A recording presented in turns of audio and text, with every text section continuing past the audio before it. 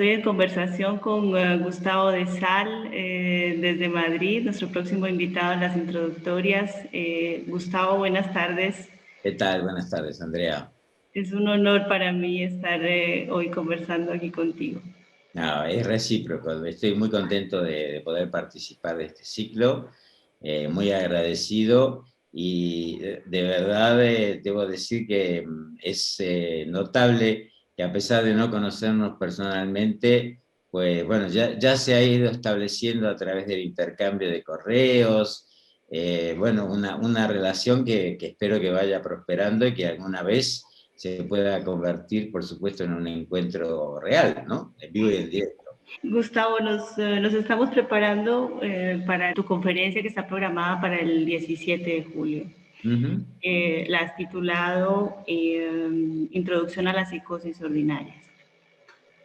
Se me ocurrían algunas preguntas. La primera, este asunto, digamos, este tema de las psicosis ordinarias nos ubica en el campo de las estructuras clínicas en psicoanálisis, que clásicamente están definidas como neurosis, psicosis y perversión. Se trata de clasificaciones nosológicas, ¿no?, por decirlo de alguna manera. ¿Cómo funciona esta relación entre teoría y clínica? ¿Cómo surgen estas categorías teóricas en el psicoanálisis de orientación lacaniana? Bueno, vamos a ver, la clasificación más o menos clásica que el psicoanálisis ha heredado, ¿no?, de la psiquiatría tradicional, de la gran psiquiatría, fundamentalmente del siglo XIX, ¿no?, donde surgen estos cuadros, neurosis, psicosis, perversión, con estudios extraordinarios. Quiero decir, independientemente de las teorías etiológicas, ¿no?, de la causalidad con lo que aquellos grandes psiquiatras pensaron estas categorías clínicas, las magníficas descripciones, la capacidad para establecer efectivamente los cuadros clínicos, los rasgos que nos permiten establecer los diagnósticos diferenciales, todo eso del psicoanálisis es tributario. A tal punto de que esa gran psiquiatría, que en verdad hoy en día ha desaparecido de la práctica psiquiátrica como tal prácticamente, es en el psicoanálisis donde encuentra aún su lugar y su dignidad. La categoría de psicosis ordinaria, que tiene una utilidad inmensa, que nos ha permitido comprender una serie de fenómenos que no alcanzábamos a entender hasta que nos empezamos a orientar con ello. Al mismo tiempo, no es exactamente algo desconocido por los psiquiatras de aquella época, ¿no? Se las conocía con otros nombres: psicosis no desencadenadas, psicosis blancas. Existían distintos modos de denominar a sujetos que efectivamente podían pasar perfectamente por personas cuya relación con la locura era prácticamente imperceptible, ¿no? Y era necesario el interrogatorio muy fino por parte del psiquiatra para poder llegar a un núcleo que hacía posible la distinción y la entrada, digamos, de este cuadro dentro de la categoría de la psicosis. ¿Por qué se perdió esto?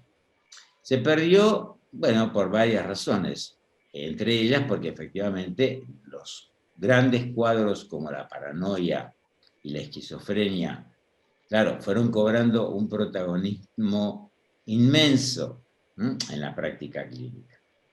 Entre otras razones, debido a que fueron cuadros que efectivamente obtuvieron un interés que se focalizó muchísimo por parte de la industria farmacéutica. Y es innegable el descubrimiento de los neurolépticos, hoy en día más conocidos como los medicamentos llamados sistémicos, han supuesto un avance muy importante que el psicoanálisis no puede desconocer. Es decir, que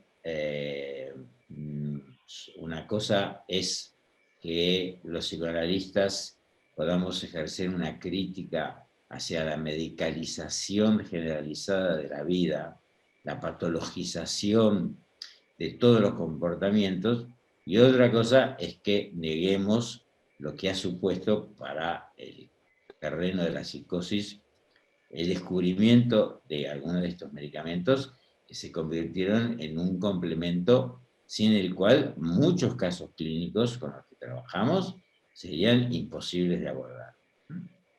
Es decir, que a título personal, bueno, yo tengo un gran respeto por esa tradición psiquiátrica que el psicoanálisis ha heredado y que ha, por supuesto, transformado, y a la que le ha negado, obviamente, digamos, el fundamento orgánico, etiológico, pero respetando esa extraordinaria riqueza descriptiva que los grandes psiquiatras supieron hacer, ¿no?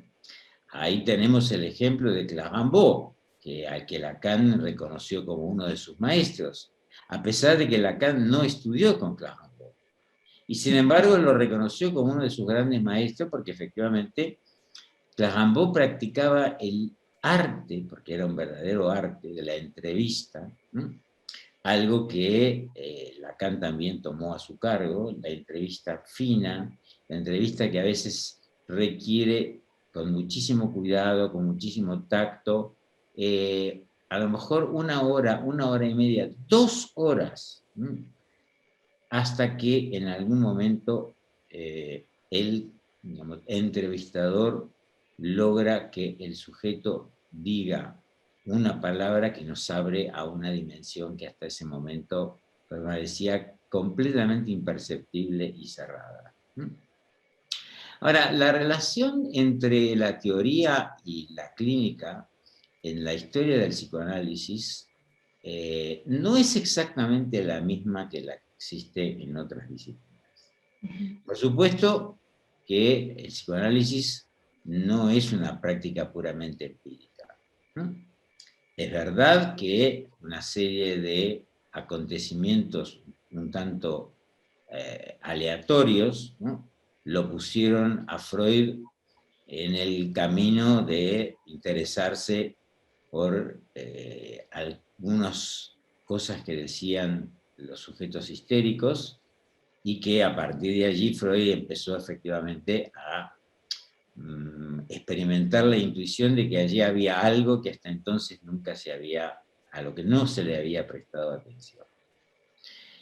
Pero no es algo que se deriva puramente de lo empírico, puesto que desde el momento en que Freud empieza a interesarse por estos fenómenos que comienzan fundamentalmente, como sabemos, la historia del psicoanálisis con la escucha de las histéricas, Freud necesita llevar todo eso al plano de la teoría, desde el primer momento.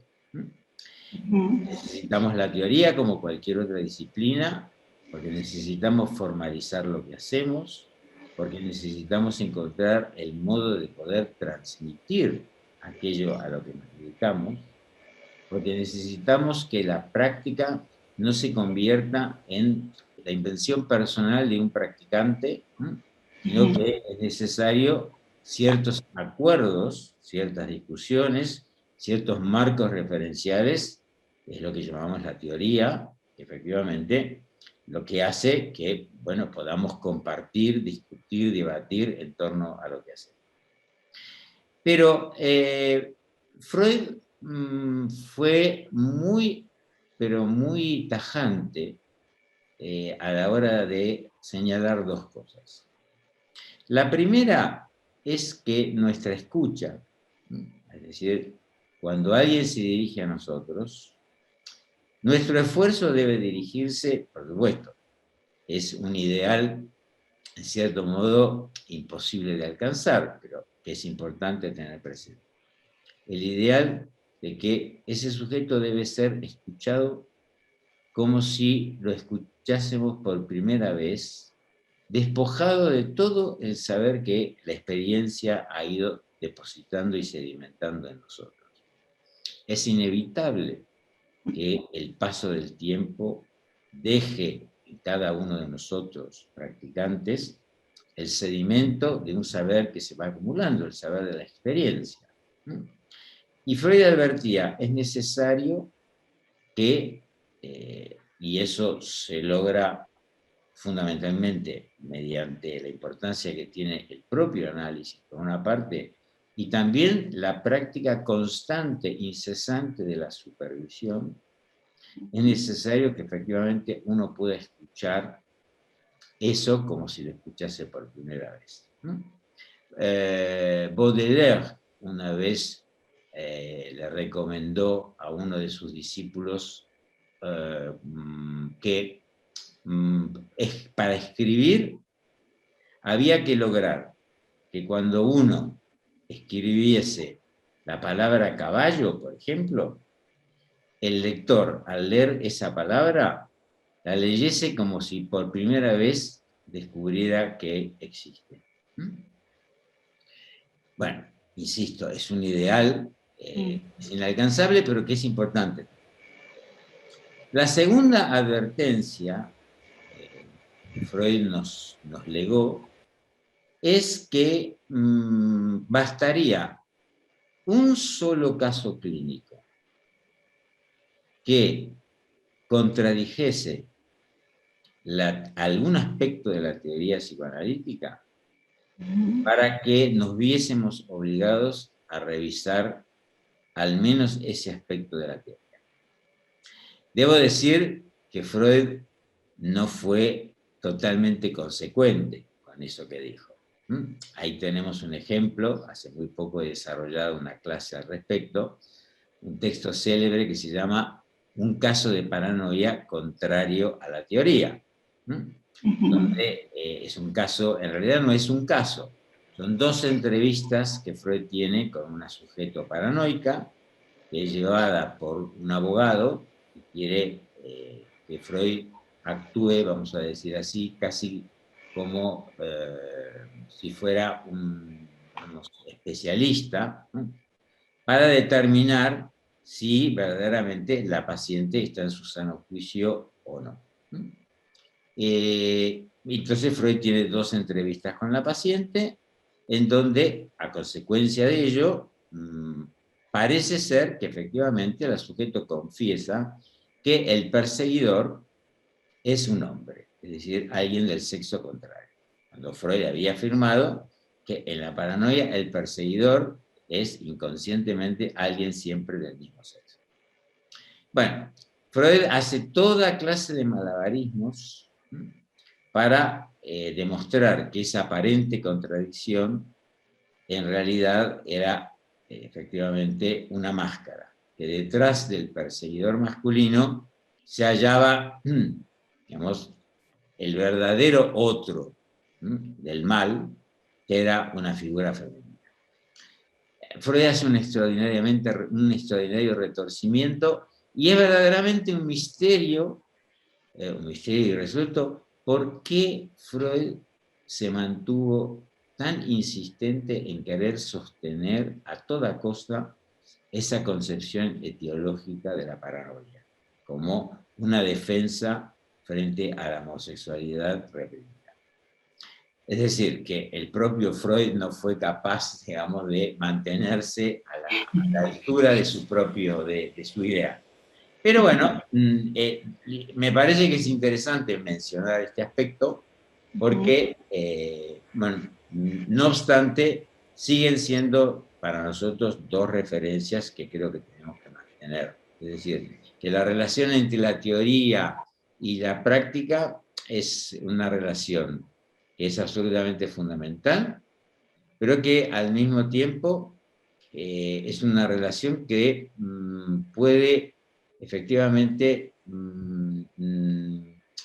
guardar o mantener, digamos, un carácter abierto. Es decir, de que la teoría es algo que necesariamente tiene que abrirse permanentemente al cambio, especialmente al cambio que la época contemporánea nos pone delante de nuestros ojos, porque nuestra práctica clínica se ve constantemente afectada por los cambios históricos.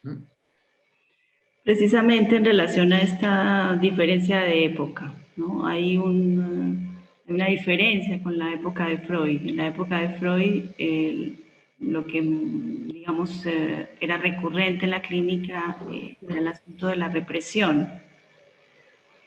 Y en nuestra época la subjetividad se presenta quizás atravesada más por la forclusión, ¿no? Era algo que Lacan afirmaba. Esto se podría leer o entender como que hay una psicosis generalizada o quizás una no operatividad de las estructuras, no sé cómo. A ver, es una pregunta muy interesante. Efectivamente, lo que estoy de acuerdo con la expresión psicosis generalizada en un sentido puramente fenomenológico y descriptivo. Es verdad que, así como para Freud el neurótico fue el paradigma de la subjetividad, o digamos la neurosis fue el paradigma de la subjetividad, para Lacan lo fue la psicosis, lo cual no quiere decir que el sujeto contemporáneo sea, por definición, psicótico, sino que la psicosis es la estructura cuyo modelo quizás mejor refleja algunos aspectos de la subjetividad de la época. Lo hemos visto, la pandemia ha sido un campo de experimentación, de revelación de toda clase de fenómenos. Entre ellos, fenómenos que efectivamente responden a la lógica de la psicosis. Nunca hemos visto florecer en un tiempo tan breve una infinidad de delirios tan sorprendentes como los que surgieron durante este año y medio desde que se desató la pandemia. Esos delirios no implican que todas las personas que adhieren a ellos deban ser considerados psicóticos stricto sensu, ¿no? En un sentido estricto, por supuesto que no, ¿no? Sino que son sujetos que efectivamente adhieren a una modalidad de pensamiento, ¿no? A lo que podríamos llamar una cierta restitución de los restos descompuestos de las ideologías tradicionales y que a través de estas formas delirantes intentan encontrar una narratividad que pueda poner un cierto sentido ante la incertidumbre, la descomposición del orden que todo esto ha producido. Algo que ya venía gestándose desde hacía mucho tiempo, pero que la pandemia es como si hubiera apretado el acelerador.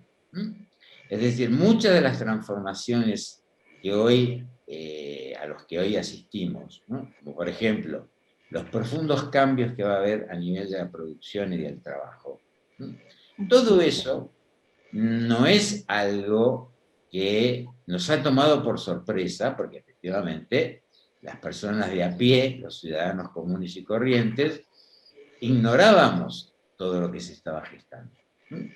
Pero todo esto ya estaba siendo pensado por las grandes corporaciones, por los poderes económicos, por quienes manejan evidentemente, digamos, todo lo que son los hilos del mercado neoliberal, solo que la pandemia les permitió encontrar una oportunidad extraordinaria para acelerar lo que a lo mejor habría necesitado todavía 20 años más para que se pudiera poner en práctica. De manera que, bueno, esto nos lleva a más bien plantear la época, y aquí me permito tomar inspiración en una obra que me parece realmente una idea una obra muy interesante, que es la noción de la inexistencia del nombre del Padre. O sea, que no es lo mismo hablar de psicosis generalizada que hablar de la inexistencia del nombre del Padre. Inexistencia que, por supuesto, sabemos que encuentra formas alternativas de suplencia.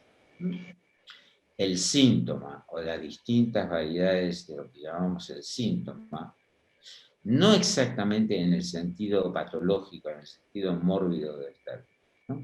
Sino el síntoma como aquello que funciona como torniquete, vamos a decir así, para evitar, por ejemplo, en la melancolía, bueno, que se produzca, digamos, un derrame libidinal, ¿no?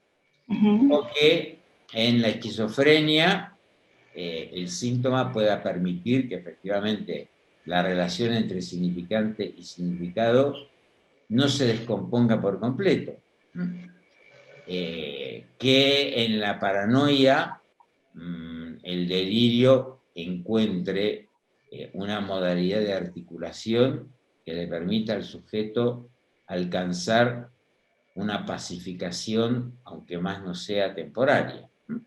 Me gusta más pensar la idea de la inexistencia del nombre del Padre, que es el título de un libro de Nieves Soria, una obra verdaderamente maravillosa, creo que es la última que ha escrito. Creo que es una forma, me parece muy adecuada para nombrar, más que psicosis generalizada, la época como la época de la inexistencia del nombre del Padre, a la que por supuesto hay que añadir todas las formas compensatorias que los sujetos, tanto a nivel individual como a nivel de formaciones colectivas, son capaces de inventar para poder suplir esa inexistencia. La última pregunta que quiero plantearte, desde tu lectura y, claro, desde el psicoanálisis, ¿qué relación posible entre política y psicosis? Bueno, he escrito unas cuantas cosas. Tú sabes que yo publico todos los domingos una columna en Facebook, Sí. una herramienta que utilizo exclusivamente para hacer alguna reflexión vinculada al mundo contemporáneo, a la clínica, a la literatura, es decir, que no es una página personal, ¿no? Allí he escrito unas cuantas cosas, ¿no? Que ahora se van a reunir, un buen número de esos trabajos se van a reunir en un libro que se llama Face to Facebook, una temporada en el manicomio global, y que va a aparecer a partir del mes de septiembre. Yo calculo que para octubre va a estar también distribuido por Argentina y por toda Latinoamérica. En varias de mis columnas he hablado efectivamente de que existe un pasadizo, vamos a decir así, un punto de conexión totalmente inédito entre psicosis y política.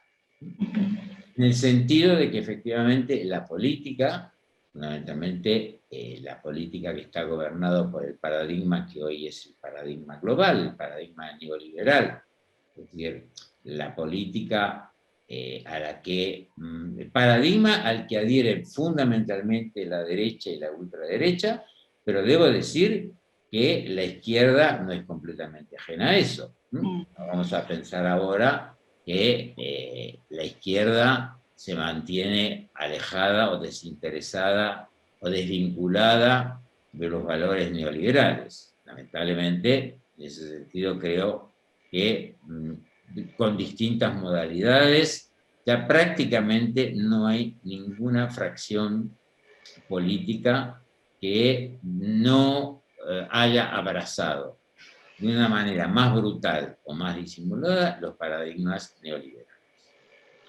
Y el neoliberalismo ha encontrado en algunas formas de la estructura psicótica, fundamentalmente en el hecho de que la psicosis, como sabemos, es una categoría que posee una característica que es muy interesante, una característica que no de equivalencia, ¿no? Pero de cierta semejanza con la estructura de la red. Porque Internet es metonímica, es decir, Internet funciona sobre la base de una estructura que es efectivamente absolutamente metonímica. La idea del hipertexto o del metauniverso es esa, la expansión metonímica, donde evidentemente eso nos lleva a deslizamientos que pueden llevar prácticamente al infinito. Es decir, es muy difícil que a través de la red se puedan encontrar puntos de detención, puntos de Capitolio. Por lo tanto, Internet se ha convertido en una, precisamente por esta, digamos, característica y por el hecho de que efectivamente esta característica también ha permitido que el delirio se encuentre a sus anchas en este espacio. Y quiero aclarar, Andrea, que no solamente no soy un detractor de las nuevas tecnologías, sino todo lo contrario. Soy un defensor a ultranza de las nuevas tecnologías. Lo que no impide que efectivamente, como con todo descubrimiento, tenemos que mantener evidentemente una posición crítica. Eso es un principio que me parece que a pesar de que el psicoanálisis no es una ciencia, bueno, al menos nuestra posición ética nos obliga a tener que guardar una prudencia y una posición crítica frente a todas las transformaciones del mundo, sin dejarnos invadir por el prejuicio, que yo he encontrado en muchísimos analistas, de una terrible resistencia a las nuevas tecnologías. Ahora, es verdad que las tecnologías, me estoy refiriendo ahora fundamentalmente, no de forma exclusiva, a las tecnologías de la comunicación, que son las que más ha producido una cierta confusión en el sujeto corriente.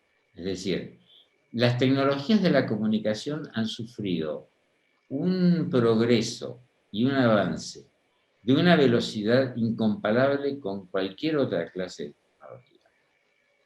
Y el engaño del mundo neoliberal ha sido el hacernos creer que esa velocidad es extensible y transmisible a todas las otras tecnologías. Por ejemplo, que vamos a curarnos de las enfermedades y vamos a prolongar la vida, y que eso se va a lograr tan rápidamente como se logró desarrollar Facebook.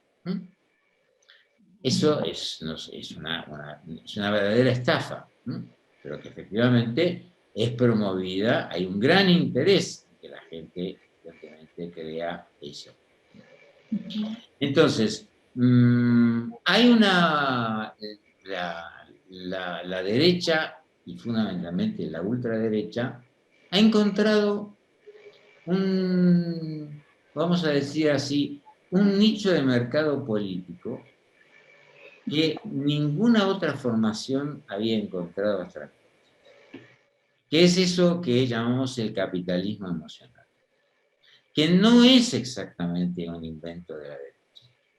Lo que de la derecha ha descubierto es que las emociones son lo suficientemente poderosas como para movilizar a los seres humanos más allá de cualquier interés que puedan tener en cuestiones básicas como la economía, la salud, la educación, hemos llegado al extremo de que efectivamente nos encontramos con que hay políticos que arengan a las masas. Es el ejemplo de Bolsonaro, es el ejemplo de Trump. Líderes que prácticamente no han presentado ni una sola propuesta en términos políticos, en el sentido o económicos, no han presentado ninguna clase de programa que permita avisorar algún futuro para la gente. Han tocado los elementos más sensibles, aquellos que efectivamente también son fácilmente agitables en los sujetos psicóticos, que además tienen a través de Internet la propiedad de la facultad de hacer lazo social, y se van convirtiendo en lobbies que van ejerciendo una presión cada vez mayor en la política. Es decir, no, con esto no quiero afirmar que la política y la psicosis ya se hayan vuelto en cosas equivalentes. Lo que sí quiero afirmar es que hay modalidades nuevas, que se está inaugurando un modelo inédito de política, que se inspira en la lógica de la psicosis, lo cual, insisto, no significa que todos los que adhieren a esos políticos, a esas formas, sean necesariamente individuos psicóticos, de ninguna manera, ¿no? Me estoy refiriendo a que hay un modelo nuevo de política que tiene lo asombroso son los efectos reales que eso produce. ¿Cómo se puede movilizar a la población con mensajes que apuntan fundamentalmente a lo que llamamos eso, el capitalismo, el llamado capitalismo emocional? Eso es un factor que no es completamente nuevo. Por supuesto que la política, desde los tiempos, desde los inicios de la humanidad, siempre ha tocado las fibras sensibles de los seres humanos. Pero la característica es que ahora cada persona se convierte en alguien que puede replicar ese discurso. Cada uno se convierte en un emisor. Cada uno es no solo receptor, sino desde su casa, desde su propio móvil, desde su propio receptor, se convierte en una unidad emisora de mensajes, y eso, claro, tiene una potencia que verdaderamente hasta ahora desconocíamos. Bueno, de todo esto seguramente vamos a poder seguir conversando el día de la conferencia, para la cual falta ya muy poquitos días. Gustavo, te agradezco enormemente. Contamos los días para encontrarnos contigo. Y bueno, te mando un abrazo enorme desde Colombia, desde Popayán, y nos encontramos el 17. Por supuesto. Muchísimas gracias, Andrea, y allí nos veremos. Muy agradecido por este rato que me has dedicado.